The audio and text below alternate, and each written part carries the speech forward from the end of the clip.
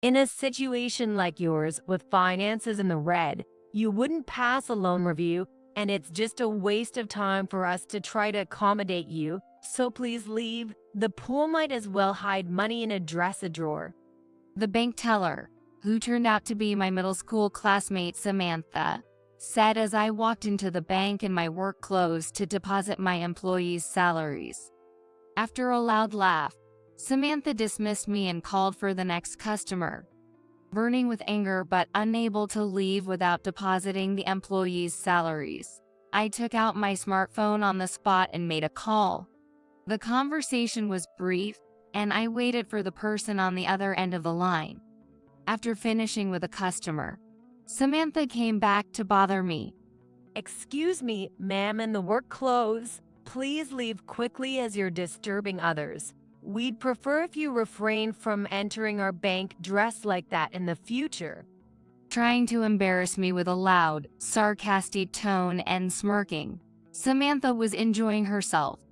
I leaned in close, ready to burst her bubble. Should I tell you about your resignation letter, huh? Samantha's face twisted for a moment, but she quickly resumed her unpleasant smile. I don't know what you're aiming at saying that, but I could quit anytime. I'm about to become the wife of the assistant branch manager of this bank. She flaunted the sparkling ring on her left ring finger, oblivious to who was standing behind me. My name is Nancy Smith, soon to turn 30 and still single. These days, getting married later in life is common, so it's not really a problem at my age. At family gatherings, I'm more often asked about my work than marriage, which I appreciate. Our family runs a hot spring resort. Originally, my dad, who worked in a downtown hotel, took over the resort through a friend's connection, and it was handed down from him to my brother 5 years ago. There was a time when Dad was on the verge of fleeing in the middle of the night, but thanks to a decisive loan from the bank, he was able to turn the business around. After going to college in the city and working in a company for several years post-graduation, I returned to help with the family business when my brother asked about a year ago. Besides hands-on work at the resort, I also assist with its management. Our hometown is a small rural town divided into 3 districts, with my family's home near the central area, close to the train station and town hall. There's no hierarchy between the districts, though people from outside the central area sometimes envy us. Away from the station, you can barely find a corner store. It's that sparse, so I guess the young folks want to live in the central area. In middle school, the first person who spoke to me during the entrance ceremony was Samantha. Hey, did you go to Central Elementary? Central Elementary is the name of an elementary school located in the downtown area. Yes. And you? Hey, do you know a guy named Robert? Instead of answering my question, Samantha kept advancing her own agenda. I did know Robert. We were in the same sports club in elementary school. When I told her that, Samantha's excitement skyrocketed. Really? So, does he have a girlfriend? What's his type? Why don't you ask him? I pushed her away coldly. I knew getting involved in this type of conversation would be troublesome, especially since Samantha was making it all about herself from the start, giving me a terrible first impression. I can't ask him, that's why I'm asking for your help. Don't get cocky just because you're from Central. Samantha's attitude suddenly turned hostile. Experiencing her abrasive nature firsthand, my instinct was to distance myself from this girl quickly. The Robert guy she was making a fuss about was Robert Williams, indeed popular among the girls at school and even had fans from other schools. But would they still like him if they knew what he was really like? Robert and I were quite close, almost like best friends. His mom worked at our resort, and when she had late shifts, he would wait in our staff room. Since I often helped out at the resort from a young age, I'd do homework with Robert when he was in the staff room or bring him meals. Hey, Nancy. I fell asleep during language arts today. Can you show me your notes? Lying on the sofa in the staff room, socks off and reading a comic book, Robert called out to me. Sure. The girls in your fan club would cry if they saw you like this. Or if you asked the girls in the class about it. I think about 10 of them would come rushing in. That's too much hassle, which is why I'm asking you. Robert never acted this rudely at school or elsewhere. His demeanor was like a charming young man straight out of an anime, not a member of the sports club. Samantha, who didn't participate in the sports club, fell for Robert during a town marathon where he won the elementary division. I heard from girls at Samantha's elementary school about all this. A month into middle school life, our class began to come together, and friendships became clearly defined. Samantha kept fussing about being from the center of town, but no one else was making a fuss over such things. Robert, can I borrow an eraser? Go ahead. Robert responded with his usual sales smile, which encouraged Samantha to push forward more aggressively. Robert made a troubled face and signaled me for help, but I mouthed back to him, "You reap what you sow." Samantha, sharp as ever, noticed this exchange and came at me with an angry face. Don't think you can flirt with Robert just because you're poor. You might live in the center of town, but your family's hotel is a dump. You should just shut it down and move to some vacant lot in the mountains. At that time, our hotel was indeed struggling financially. Due to the impact of the bursting of the dot-com bubble in the United States, the American economy entered a contraction phase. Banks became cautious, reducing loans, and the societal shift towards saving over spending reduced demand for tourism and banquets, hitting our hotel's revenue hard. In such a small town, the state of our hotel, a symbol of the town, was well known to everyone. As I walked through town, adults I knew would ask, "Is your family okay?"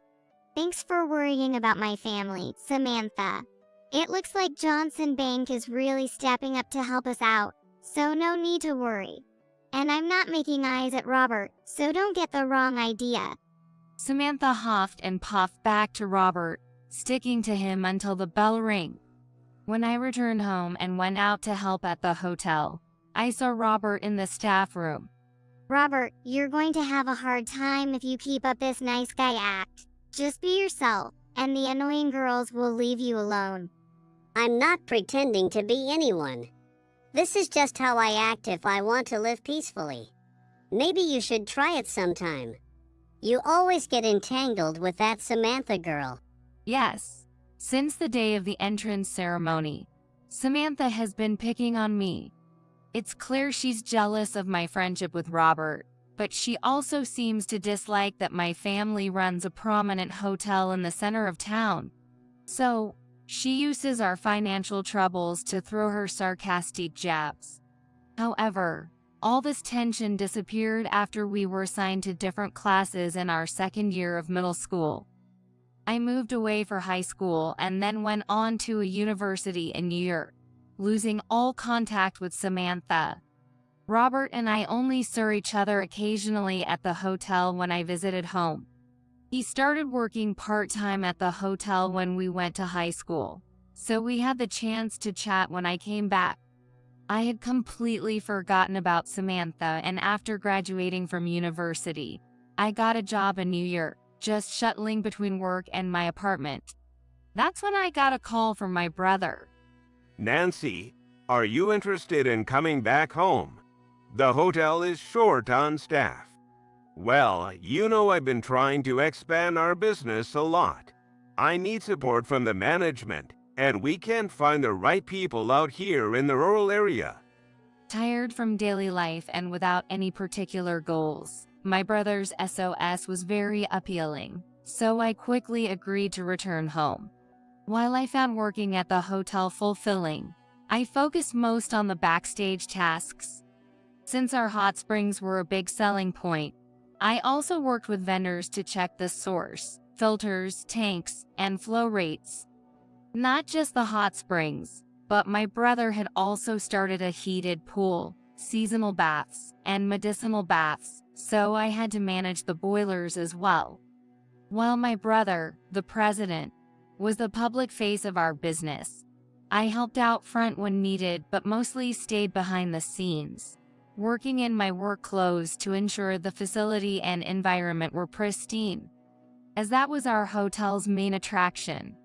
One day, our accountant fell ill with the flu and had to take a few days off. With the rest of the accounting staff also swamped, I ended up going to make the payroll deposits. I went straight to Johnson Bank in my work clothes, not expecting it to cause such a big problem. At the bank, I saw a vaguely familiar face at the counter. A beautiful face with tightly curled hair hanging down and heavy, theatrical makeup. She lethargically pressed the number calling button and called customers with a listless air. It was Samantha. When she spotted a young male customer, she skipped the button and took him ahead of others. Her tone changed dramatically, and she started talking in a high-pitched, flirty manner. The waiting customers, puzzled, kept checking their number tickets, but nobody spoke up. "Excuse me, I think it's the turn of the number 3. I found myself saying. Samantha glanced my way, startled, but then pretended not to hear and continued assisting the man.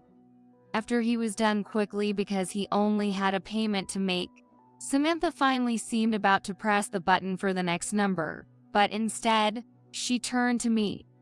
At your age, to go out in such tattered work clothes. No money, no style, huh? Poor Nancy, always so pitiful. I just silently ignored her, not engaging with her insults. I was more upset by Samantha's disregard for the waiting customers than by the way she looked down on me. In a situation like yours, with finances in the red, you wouldn't pass a loan review, and it's just a waste of time for us to try to accommodate you, so please leave. The pool might as well hide money in a dresser drawer. After laughing loudly, Samantha dismissed me and called the next customer. Burning with anger but unable to leave without depositing the employees' salaries, I took out my smartphone on the spot and made a call. The conversation was brief, and I waited for the person on the phone to arrive. When she finished with another customer, Samantha started bothering me again. Excuse me, ma'am, in the work clothes. Please leave quickly as you're disturbing others. We'd prefer if you refrain from entering our bank dressed like that in the future. Samantha, trying to embarrass me with a loud voice while smirking, was clearly enjoying herself. I moved closer to her, ready to burst her bubble. Should I teach you how to write a resignation letter, huh? Samantha's face twisted momentarily, but she quickly resumed her unpleasant smile. I don't know why you would say that, but I could quit my job anytime. I'm going to be the wife of the assistant branch manager of this bank soon. Samantha flaunted the shining ring on her left ring finger, continuing her tactless remarks. You probably still haven't had any good news, have you, Nancy? Wearing those ragged, dirty work clothes, you'll be single forever. It'd be embarrassing to have a girlfriend or wife like that. I, on the other hand, have polished myself as a woman and am blessed with a wonderful marriage proposal soon. I won't even need to work soon. Samantha continued to taunt, unaware of who was behind me. Samantha, I'll consider your punishment later, so refrain from private talk and return to your duties. Samantha's face turned pale with fear. It wasn't my intention to call him at this moment. But when I told the bank manager on my smartphone that I wasn't being assisted at the counter, he rushed over. I could see the anger in the manager's temples. As I glanced at Samantha and chuckled, then walked with the manager to the back guest room. There was a sound like something breaking, likely caused by Samantha in frustration. What an exasperating woman. I sincerely apologize for the extremely rude behavior of our bank employee. The manager apologized deeply, so I asked him not to apologize too much and proceed with the necessary procedures. Could you please cancel our account now and transfer the balance of $397 million to this account at Montgomery Bank? The manager, pale-faced, desperately pleaded for me to reconsider the cancellation. I am truly sorry for Samantha's rudeness.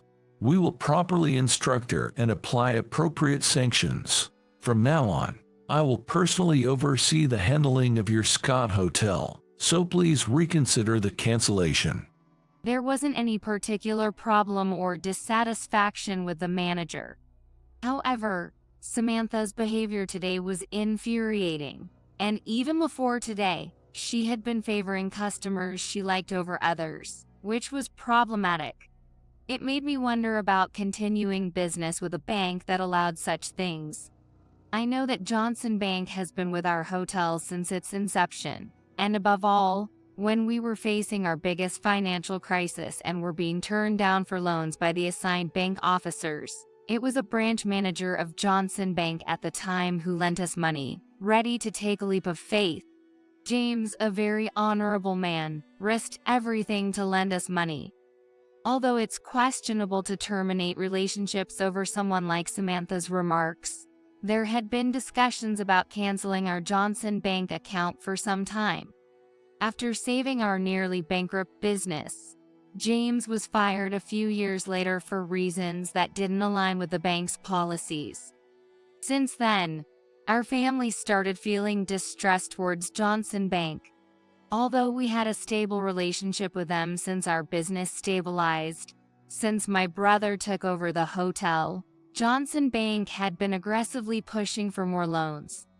Recently, by chance, my brother learned that James was now the branch manager at Montgomery Bank in the city of Arlington, and immediately opened a corporate account there.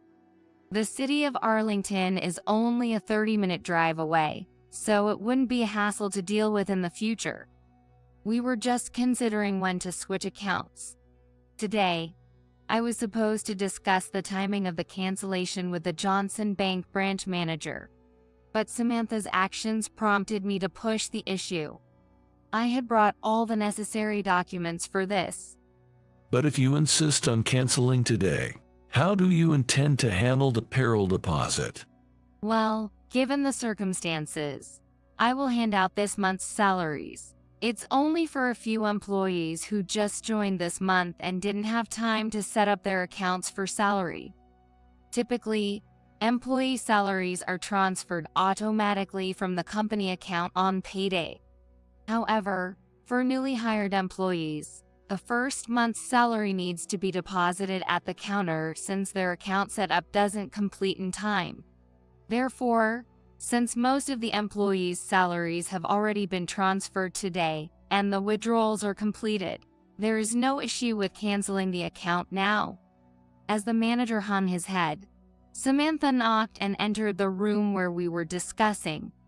I've brought some coffee. Step back. I intervened, allowing Samantha to serve the coffee despite the branch manager's anger. I apologize for earlier.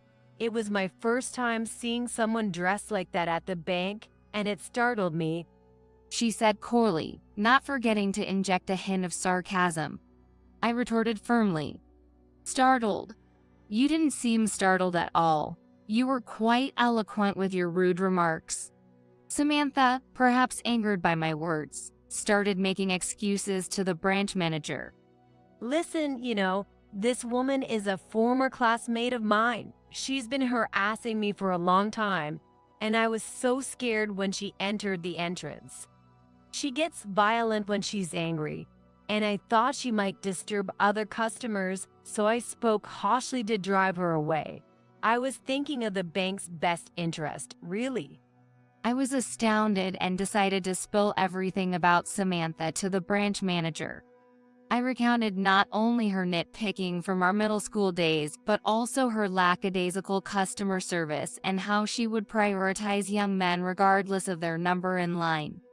The branch manager, trembling with restrained anger, finally said, "Samantha, please write your resignation immediately. It's not just about Nancy's complaint today. We've received numerous complaints about you before. You said you could quit any time, right? Please do so now." He delivered the verdict dispassionately. Samantha trembled, attempting to argue weakly. Hey, think this through. The Scott Hotel is drowning in debt because of poor business expansion. If they go bankrupt, the money we've lent won't be recovered. We should cut ties with such a corrupt, impoverished hotel. I didn't know on what basis she spoke of our financial situation, but the more she talked, the more she embarrassed herself. Feeling sorry for the branch manager, yet knowing our ties with the bank were over, and believing Samantha needed a bit more of a lesson, I showed no mercy in my response. "We will also be closing our corporate account, and since there's no reason to maintain our relationship, please transfer the cancellation balance of $397 million to Montgomery Bank," I said with a smile, watching Samantha gape in shock. What do you mean? $397 million. How does such a rundown hotel in the countryside have so much money? As Samantha tried to grasp at my clothes in her confusion, the branch manager struggled to hold her back. What a delightful scene. Throughout middle school, no matter how unpleasant Samantha was, I endured silently because arguing only made things worse. I often thought about making her eat her words someday. Now was my chance to explain. My father was an investor, and while he worked at a hotel in New York, he was deeply involved in investing, so we were never short on money. When a hotel where a friend worked was about to go under, my father took an interest and bought it. That hotel is in this town. Well, there was indeed a time when we nearly went bankrupt due to the recession. My father's investments didn't always pan out, and we had some tough times. Samantha, it seems like your memory of us is stuck in those times. Samantha just twisted her face in silence. The Scott Hotel is also involved in investment projects in the resort industry, and they've been depositing all their earnings with our bank. You talk nonsense without knowing anything. Go to the office now and write up your resignation immediately. The branch manager yelled at her. Samantha, trembling, muttered but, and hesitated to move. Maybe it's time to make her fully realize her defeat. Since it's distressing to end our long relationship, could you proceed with the cancellation process? The branch manager, sensing my decision was final, promptly started the process. Samantha, you stay. There's more to discuss." As Samantha tried to leave the room with a fallen face, I stopped her. "I got married 3 months ago, so I'm no longer a Smith." I pulled out my employee badge from my work clothes pocket and showed it to Samantha. Nancy Williams. Oh, Robert. "Yes, Robert Williams. We're married now. Robert is the hotel's manager, and we're working together to boost the hotel business." Samantha had chased Robert around until high school and clung to him at reunions. Apparently, after Robert showed no interest, Samantha, feeling rushed as she entered her 30s, quickly propositioned her supervisor, who was an assistant branch manager. I don't want to see your face anymore. Go back. "You should be the one going back. Hurry up and submit your resignation. I can't leave until the $397 million is safely transferred." Samantha, sniffing and nearly in tears, left the room. The transfer to Montgomery Bank was completed successfully. James went out of his way to ensure that the salaries for the employees, which were supposed to be paid by hand, were promptly transferred upon the establishment of their accounts for salary at Montgomery Bank. Afterward, Samantha resigned immediately, but the reason spread by rumor, making her reemployment difficult. Samantha's parents, who are farmers, were so angry that they made her help with the farm work, and now she's living a muddy life doing the field work she hated the most. After learning the whole story, the assistant branch manager of Johnson Bank called off his engagement with Samantha and married a woman from the office within a few months. Samantha goes to local matchmaking events and mixers but is called an unfashionable old lady and still has no luck with men, as she continues to sport outdated fashions. Meanwhile, I'm still running around in my work clothes at the back of the hotel, but I've become more knowledgeable about hot springs. Considering we have plenty of natural springs, I'm even thinking about starting a business to provide private homes with their own hot spring water, among other new ventures. Nancy's family is really powerful. Always trying to start new businesses, it's impressive. Being around you makes it seem like life could always be fun, and it energizes me. Robert, who had always loved the lively atmosphere of our hotel, said. He had been a proactive part of the hotel work as a part-timer and was deeply trusted by my father, brother, and mother, who was the landlady.